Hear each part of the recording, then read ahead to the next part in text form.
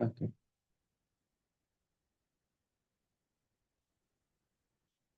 So good evening. Let's continue with the topic that is respiration, and till this part we have completed last time. Okay. So how we breathe and the breathing rate also we saw. Breathing rate means number of breath taken in 1 minute. That is called as breathing rate. So we saw in that small activity that in some cases breathing rate is high. In some cases the breathing rate is normal. In some cases the breathing rate will be little Low. little low. Whatever means it can change based on the physical activities that we are doing. Okay. So even when we are sleeping, that time also breathing is taking place. Okay. Without breathing, we cannot live. And how do we breathe? That is what we are going to see today. Ready? Yes. So, yes.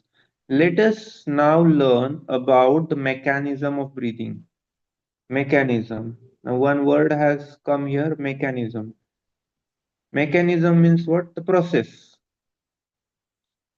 Mechanism, process, step, procedure हे असे काही शब्द आले तर घाबरून जायचं नाहीये. यांचं अर्थ एकसारखंच आहे. मेकॅनिझम, प्रोसेस, प्रोसिजर असे काही वर्ड्स आले तर घाबरायचं नाहीये की बाबा हे काय लय अवघड आहे, काहीतरी वेगळंच आहे, असं काही नाहीये. यांचा अर्थ एकच आहे, ज्याला मराठीमध्ये प्रक्रिया म्हणतात. म्हणजे प्रोसेस कशी, प्रोसेस काय असणार, कशाने हे होतं एक्झॅक्टली, मेकॅनिझम म्हणतो आपण. Okay. About the mechanism of breathing. Normally we take in air through our nostrils. Nostrils म्हणजे काय रे? Nose. येस, नॉस्ट्रिल्स नाकालाच, नोजलाच दुसरा वर्ड आहे नॉस्ट्रिल्स. जे काही मी अंडरलाईन करतोय ते तुम्ही पण अंडरलाईन करायचंय. Okay. And if you don't understand then you can write there. मेकॅनिझमच्या तिथं लिहू शकता प्रोसेस, नॉस्ट्रेलच्या तिथं लिहू शकता नोज, सिमिलर वर्ड्स त्याचे, so that you will remember the words and their meanings, and you will not get afraid of any word coming like this. म्हणजे एक्झाम मध्ये किंवा कुठे पण नॉस्ट्रिल्स वर्ड आला तरी तुम्हाला लगेच लक्षात येईल ते नोज बद्दल लिहिले. परत बघायची गरज नाही पडली पाहिजे. Let's see the next one. When we inhale air, it passes through our nostrils into the nasal cavity. आता आपण श्वास घेतला, हवा आत घेतली. श्वास घेणं म्हणजे आपण हवा आत घेतो, त्या हवेतला ऑक्सिजन आपलं शरीर ओढून घेतो, पण जाताना तर आत हवाच जाते ना. मग ते नंतर फिल्टर वगैरे करतो आपला लंग्स, पण पूर्ण हवाच जाते आपल्या शरीरामध्ये. त्यातून फिल्टर होऊन मग जे लागतंय ते घेतलं जातं, जे नकोय ते सोडून देतो आपलं शरीर. बरोबर. So Yes, sir. When we inhale air, when we inhale air म्हणजे जेव्हा आपण हवा आत घेतो, श्वास घेतो, it passes through our nostrils, नाकातून आत. नेसल कॅव्हिटी, कॅव्हिटीचा अर्थ काय? गॅप. आपल्या शरीरामध्ये बऱ्याच ठिकाणी गॅप आहेत, म्हणजे त्या गॅप मध्ये काय असतं? काहीच नसतं. ओके. कॅव्हिटी तुम्ही जाहिरातमध्ये बघितलं Yes. असेल ना, दाताच्या जाहिरातीमध्ये कॅव्हिटी, दातामध्ये Yes. Cavity. Colgate. Colgate. Yes. Cavity word तिथं आहे बघा. कॅव्हिटीचा अर्थ काय? गॅप. दोन दातामध्ये गॅप असेल तर त्याला कॅव्हिटी म्हणतात ते. किंवा आपल्या दातामध्ये पण वरती जर थोडासा स्पेस तयार असतो, तिथं पण अन्न राहिलं, किंवा कधी कधी बघा पेरूची बी वगैरे कधी कधी अडकते काही काही वेळेस, है ना, पेरू. Yes. पेरू कडकवाला पेरू जर खाल्ला किंवा जो सॉफ्ट वाला पेरू पण असतो, पण त्याचे पण कधी कधी ते अडकू शकतं बिया हम्म. दातामध्ये. So cavity. सो तसेच शरीरामध्ये कॅव्हिटी म्हणजे काही गॅप आहेत.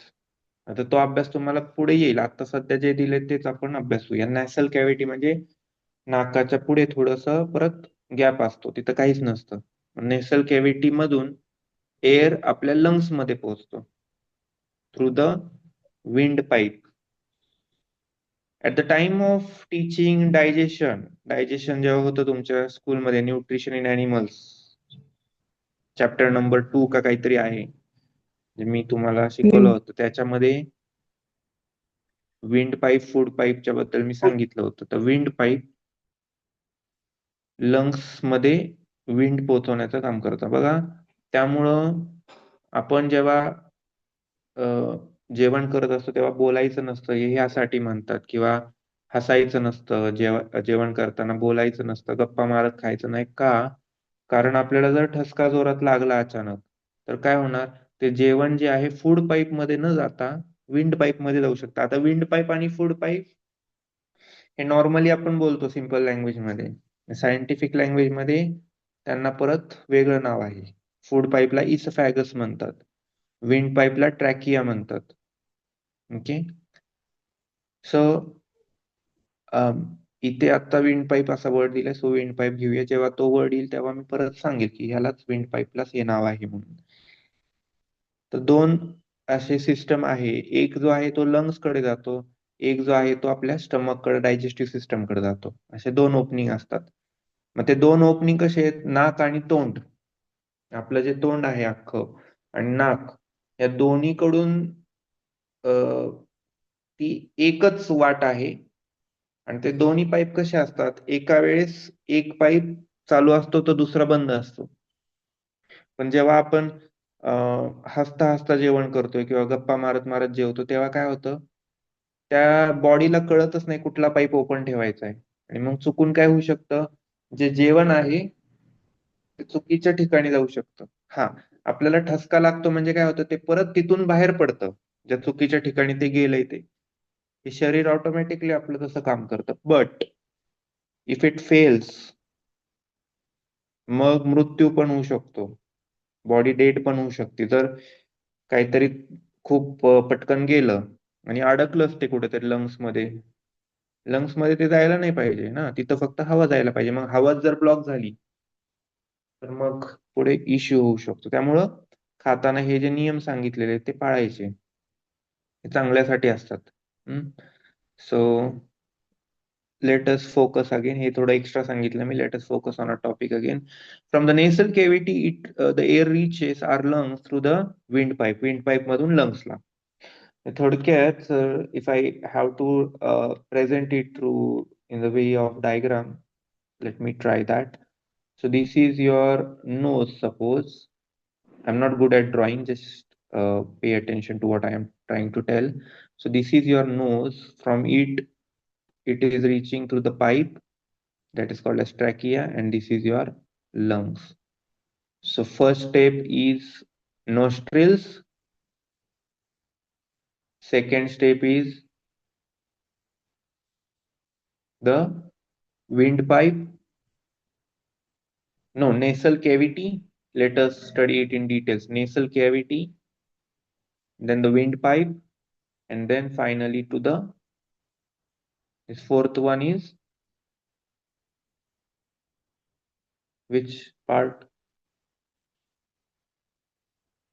after windpipe where it is reaching? Yes,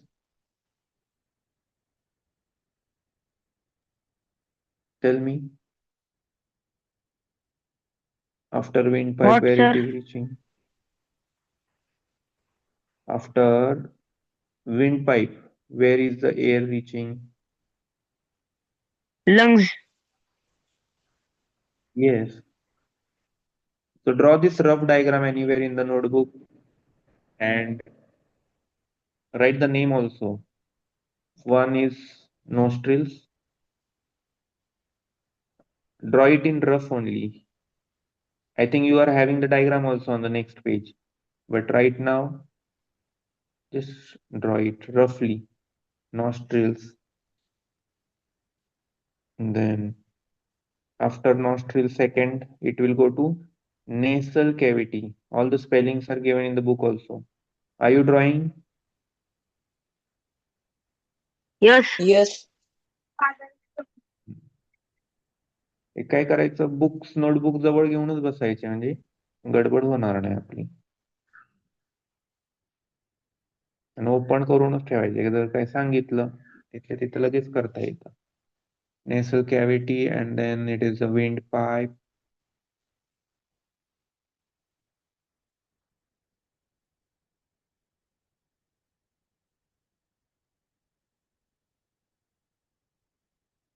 Fourth one is then lungs.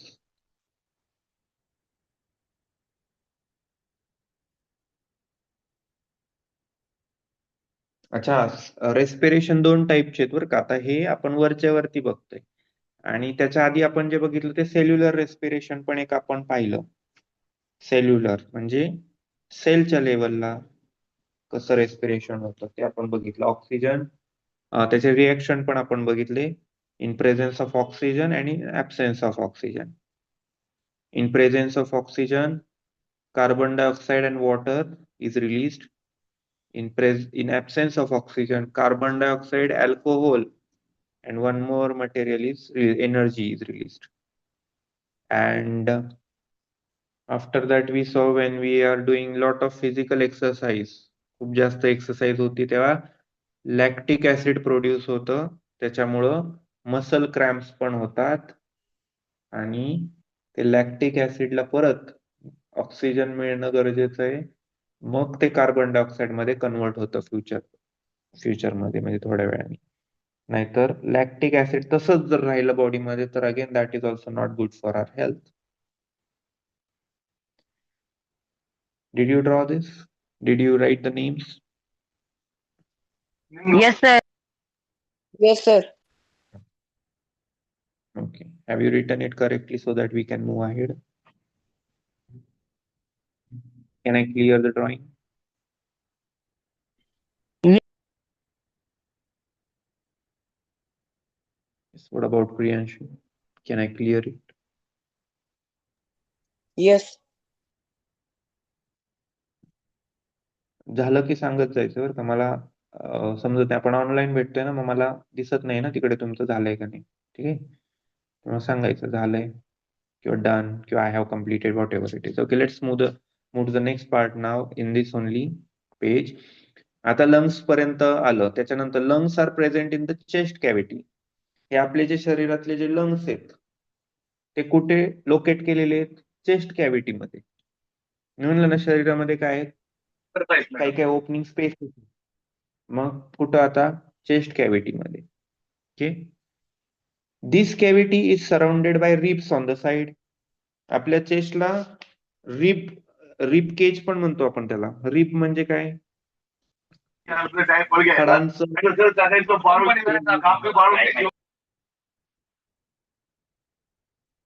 whose mic is open. हे जे लंग्स आहेत ते काय आहेत?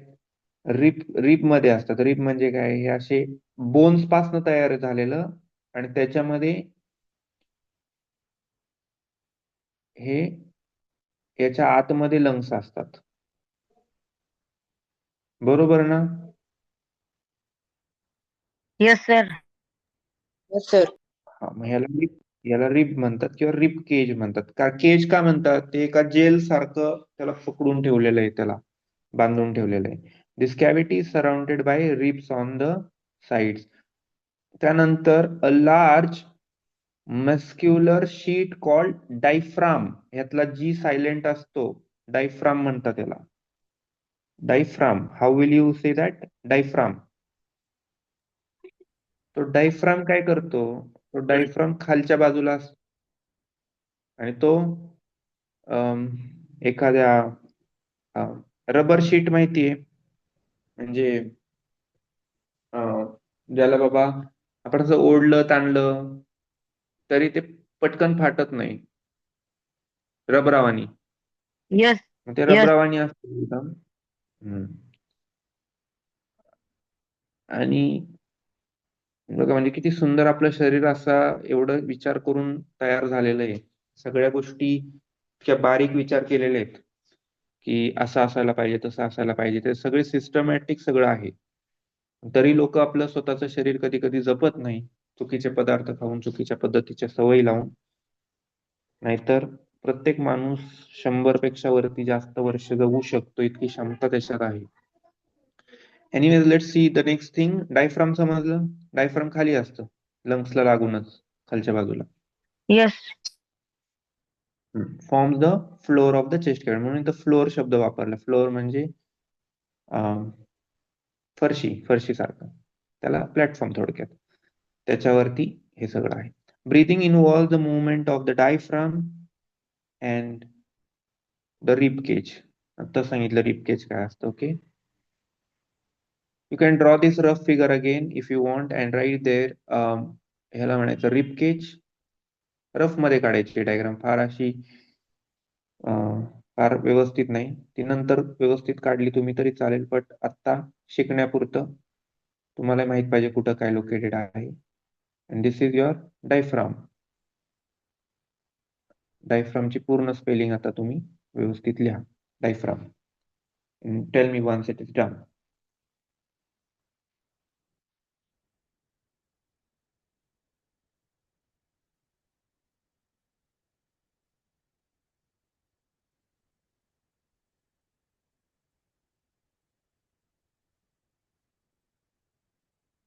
डन. Sir, done.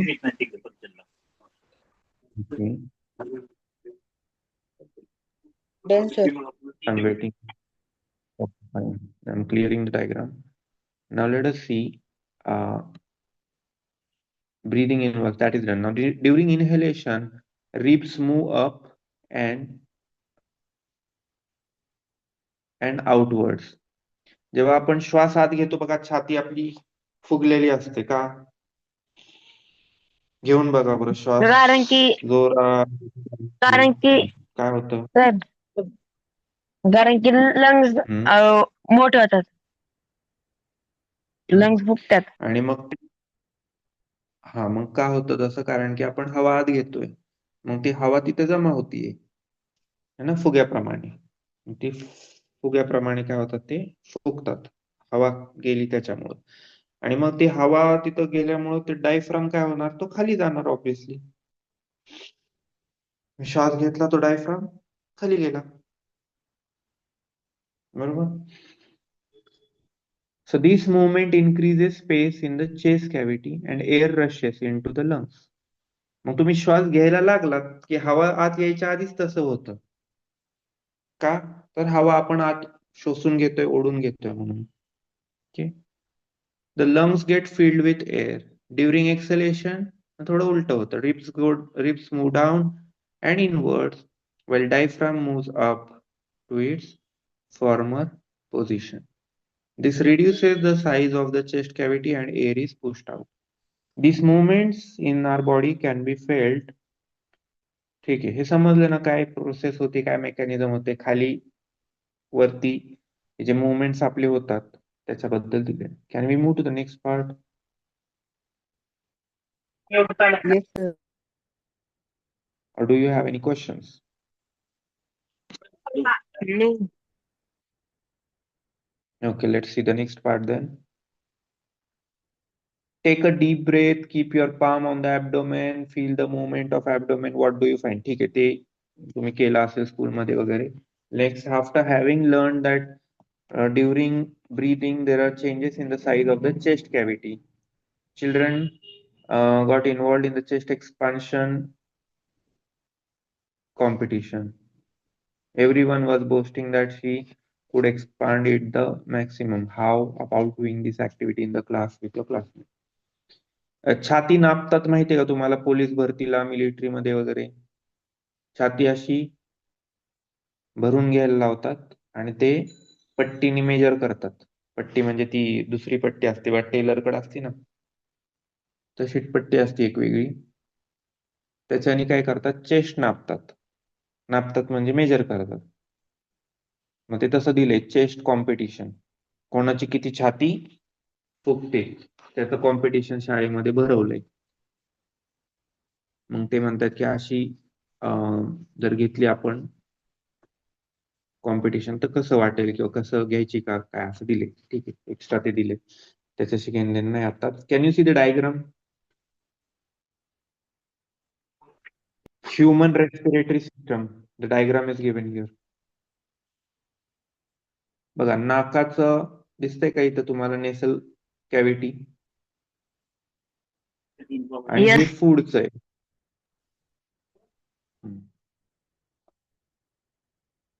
फूडचं आणि याचं बघा तुम्ही. त्याच्यामुळं कधी कधी जेव्हा आपलं नाक सर्दीने जर पूर्ण जाम असेल पूर्णपणे, तर आपण तोंडाने श्वास घेत असतो, माहितीये ना?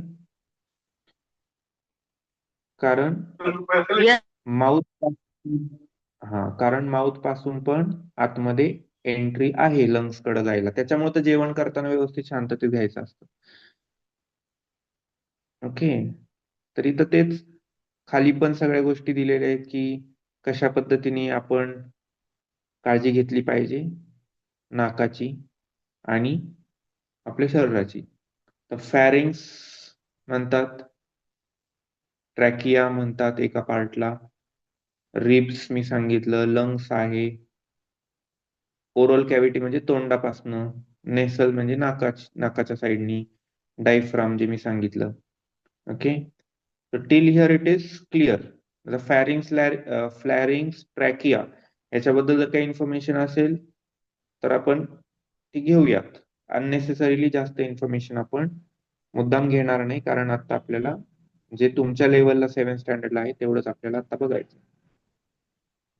ओके, हे पण ऑलरेडी आपण आता जे बघितले तेच डायग्राम आहेत. डायफ्राम वरती कसा जातोय, खाली कसा येतोय. ठीक आहे, so this is also done.